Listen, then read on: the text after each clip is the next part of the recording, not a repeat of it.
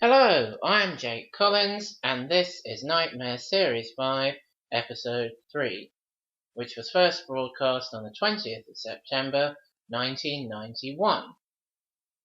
When I first watched Series 5 of Knightmare and it turned out that Merlin was gone, he wasn't going to be in the show anymore, I was absolutely knocked for six, and more than a little disappointed.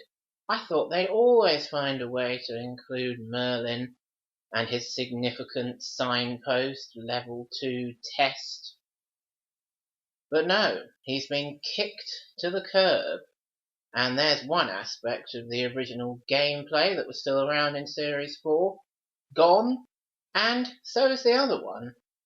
The Synchro Vox Wall Monster or Tree Troll Level 1 Clue Room Questions for Objects scenario, and the very last vestiges of the whole Wall Monster, Door Monster, Tree Troll concept are going to peter out in this very episode.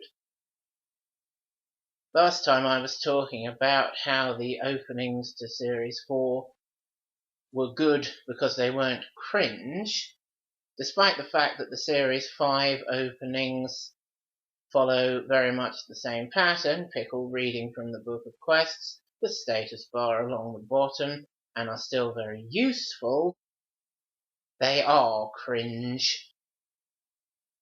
Unlike the very sensible, atmospheric Series 4 openings, Tregard and Pickle, when we get to Series 5, start of episodes in Series 5, are involved in these very cringe comedy scenes before we get to the bit with the Book of Quests, which is a bit of a shame.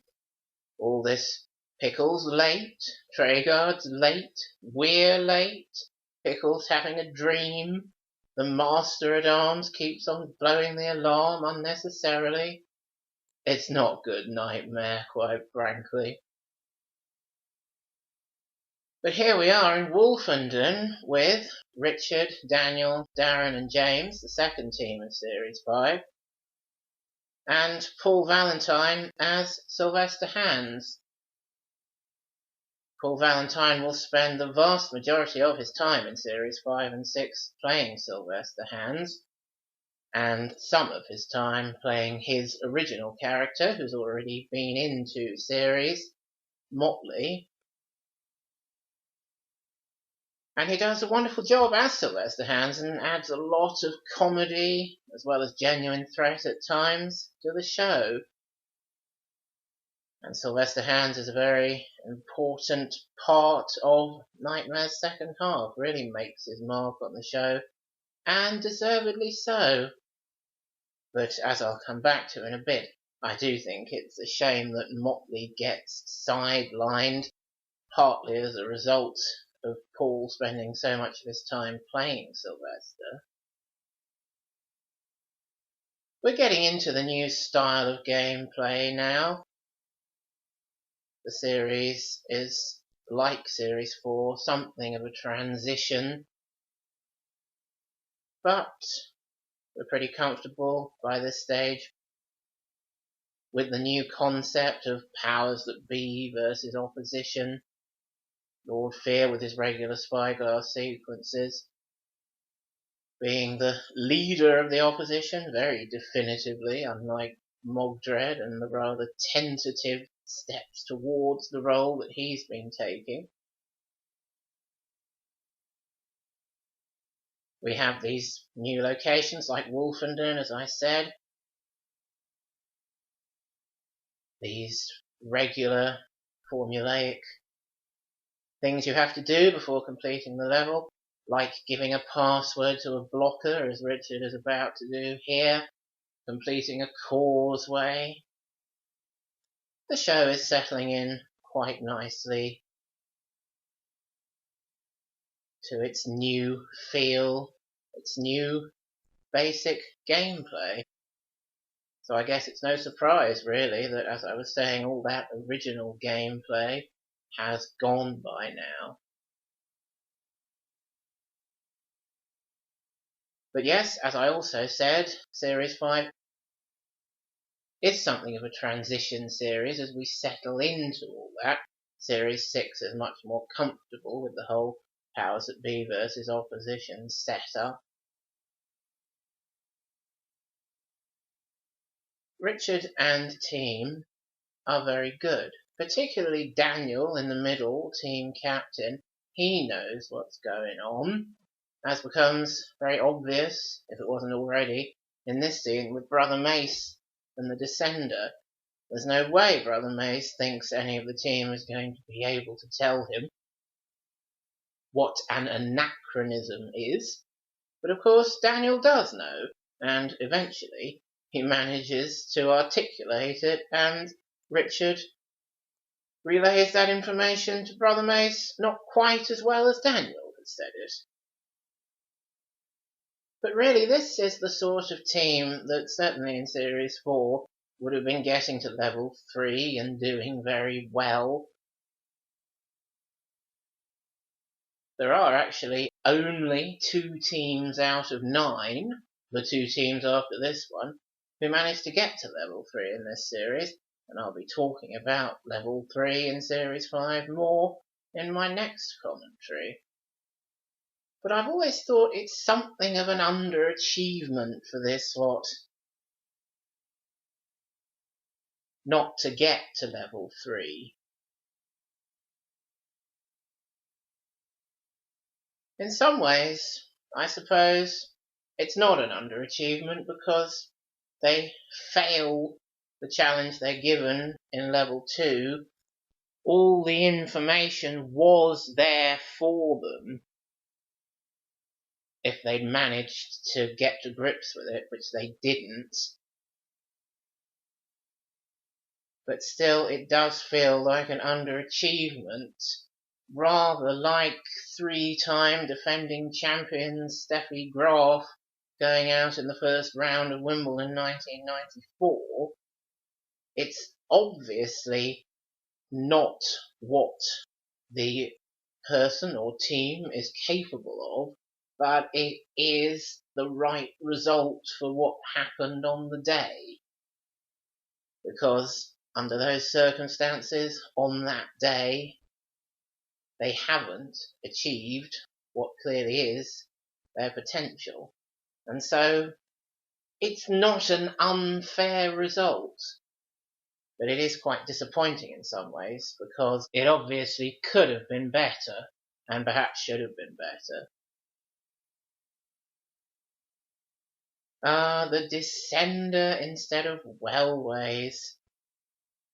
Again, we're settling into a whole new style of Knightmare, a whole new way of playing the game, and Richard's team is debuting here, counting levels and making it stop in the right place, which Daniel and friends can do with no trouble, unlike at least one other team.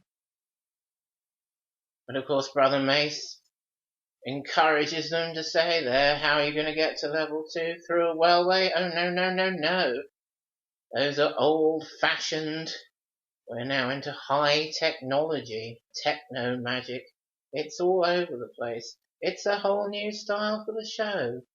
Oh, that fright night above the right-hand door turns out to mean absolutely nothing in the end, of course. After all the build-up of, ooh, they can't go through that door, it'd be far too dangerous. Rather disappointing, but then, again, as I always say, part of Knightmare's appeal is about possibilities, what might happen to the team. Even if it turns out the practicality is absolutely nothing. But here is Paul Valentine as Motley. They do struggle to use him in this series and in Series 6. And it's quite a nice setup here with the giant playing card, and you have to call Snap to release him. I like that. Team take a long time thinking of the right thing to say and seem quite reluctant to venture it. Traegod has to say, try it, see what happens. And of course, it works. The simple game where the Joker takes all. Snap. If you're using a Joker as a wild card, yes, it snaps with anything. It's a nice appearance of Motley, but it doesn't lead to anything. It's completely linear, pointless, much like a lot of what was happening in Series 4, as I was saying last time. They don't really get anything out of this.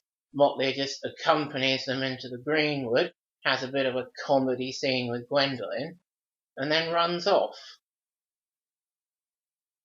It's a shame that they don't manage or bother to use Motley properly a lot of the time. We'll see him later in the series with a Hillary appearance giving out a password with winning Dungeoneer Ben. Perfectly good use of him. We'll see him later on with Chris in the Crazed Heifer, again with a rather linear, pointless appearance. But that's always a way to get him in, isn't it? Having been the entertainment at the Crazed Heifer, that always works very well. In some ways, Knightmare, the show, has moved on from the concept of needing a jester, being able to use a jester. Anything like in the way that Folly was used, certainly. But, well, as I said just now, there are ways to use Motley, the professional entertainer type of jester. And a lot of the time, he doesn't get used, and I have always thought that is a shame. As Motley is such a Knightmare mainstay, and I always found him very entertaining. In scenes like this one, where he's perving on Gwendolyn, just like he did with Gundrada in the previous series, and he's going to do with Stiletta in Series 8. And Richard enjoys Motley's perving as well. You can see the very dirty smile on Richard's face beneath the helmet brim there.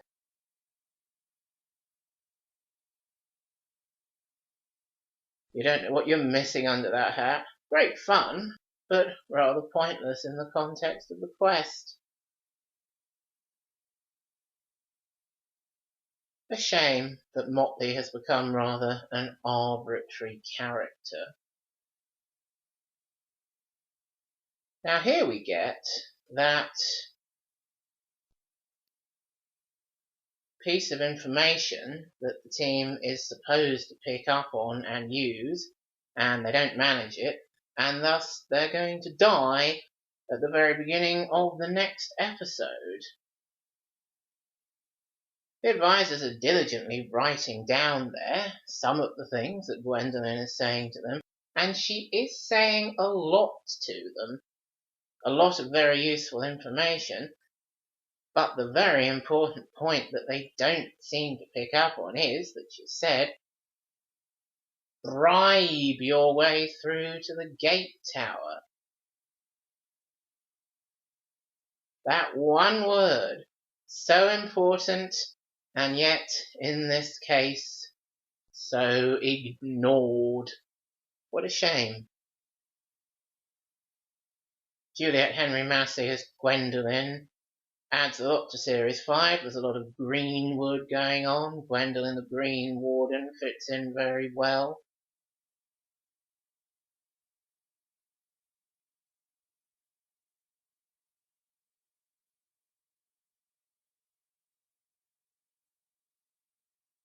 I remember when I was first watching this episode, I was quite pleased there that Gwendolyn had mentioned two aspects of Series 4 that we were about to see transplanted into Series 5, or adapted into Series 5.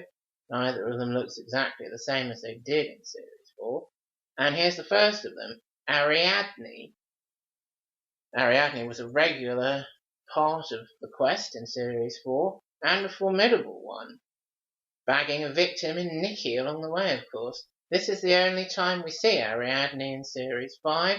We don't see her for very long at all.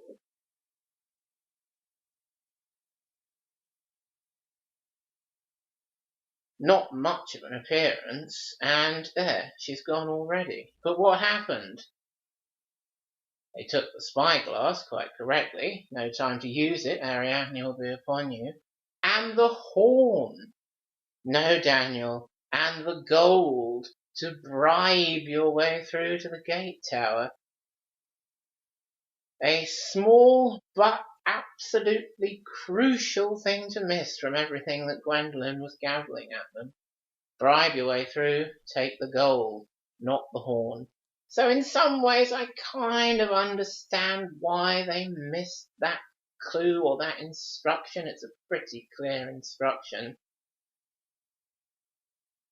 And at the same time, it is a clear mistake. And they could, and perhaps should, not have made it. So, a tricky balancing act to judge them there. Definitely an underachievement not to reach level 3, but definitely a clear mistake that deserved to be and was penalised. Here we have a spyglass sequence. Such a regular part of Knightmare's second half. Lord Fear getting into 53 of 56 episodes in series 5 to 8. The vast majority of the time we see him through the spyglass, giving away all his plans. But he does a wonderful job with it, Mark Knight, doesn't he? What an excellent balance he manages to achieve between being genuinely threatening and genuinely funny.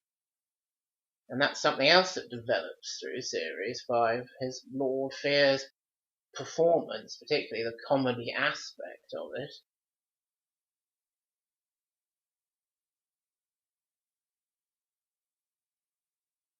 An excellent addition to the show, Mark Knight, and very important part of the new Knightmare format. Now, what's happened there?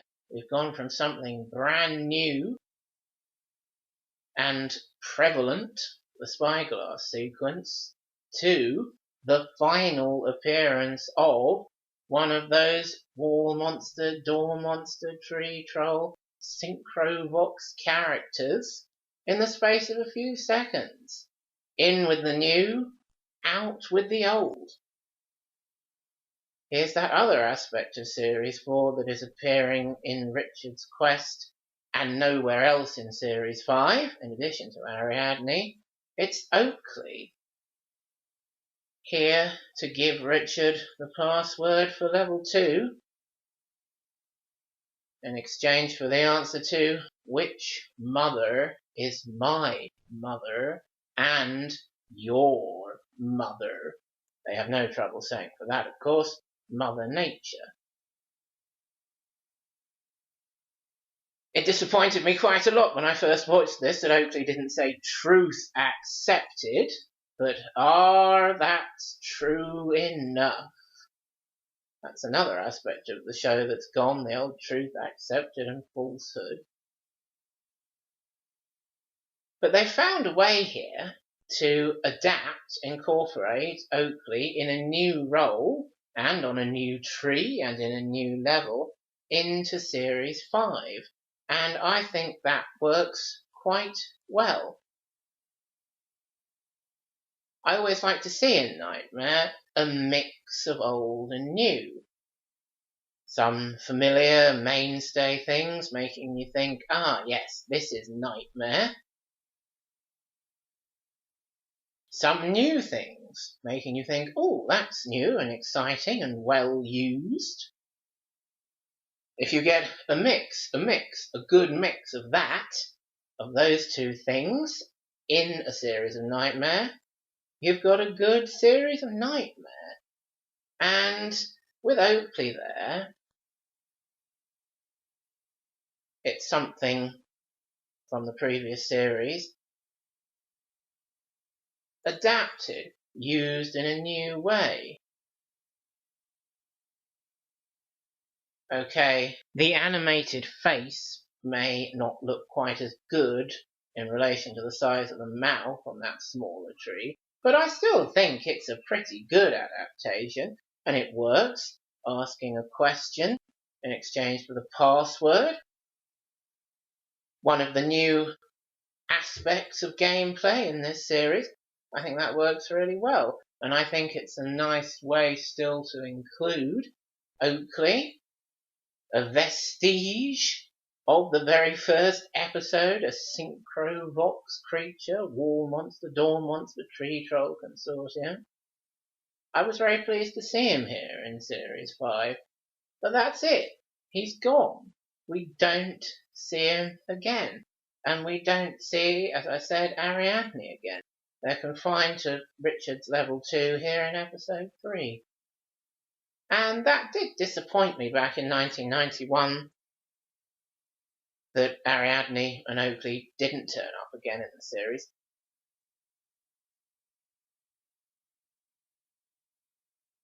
Really, Oakley should have had one more appearance, at least.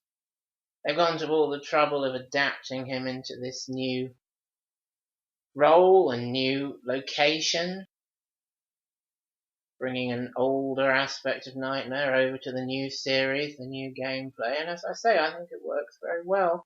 What a shame just to abandon him, not use him again. Did someone think, well, that's enough of bringing over these things from Series 4, we've used them now, don't need them anymore? Did someone think the face didn't look good enough projected onto that tree? Okay, it didn't look as good as last time, but I think it did look good enough. Or did they just simply forget to use him again? Who knows? But as I say, I do think that is a shame. And with the end of that Oakley scene, they have the end of an original aspect of Knightmare. War monster, dawn monster, tree troll consortium. So long, and thanks for all the fish. That was another big part of the new gameplay. One of the causeways, red, blue, green and grey there, only ends up being used twice, that one. I used to find the causeways a bit boring, repetitive when I was 8, but they do provide some nice Knightmare moments. And here we have the best cliffhanger, in many ways, in Knightmare's history. Skarkill turns up here, and you kind of know that Richard's doomed. He was supposed to bribe his way through to the gate tower, and now he can't. But there's always that slight, faint hope that, oh, maybe they'll be able to pull something out of the bag. But of course, in this case, they can't. Whatever fate has in store for them, it can only be postponed, and I think we know what's going to happen. But it's still very exciting to pause there for a week, come back, have the inevitable confirmed to us. But it is quite cruel on the team, isn't it? The long drawn out scene with Skarkill teasing them, and in the end, yeah, you're dead.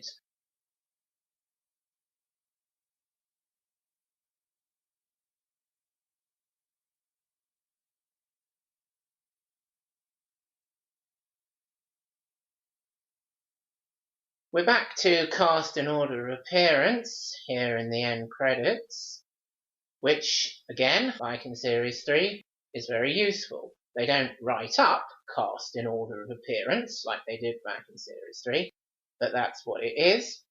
Sometimes they make mistakes with it, like there, Oakley was before Lord Fear and Skarkill. He should have been after them.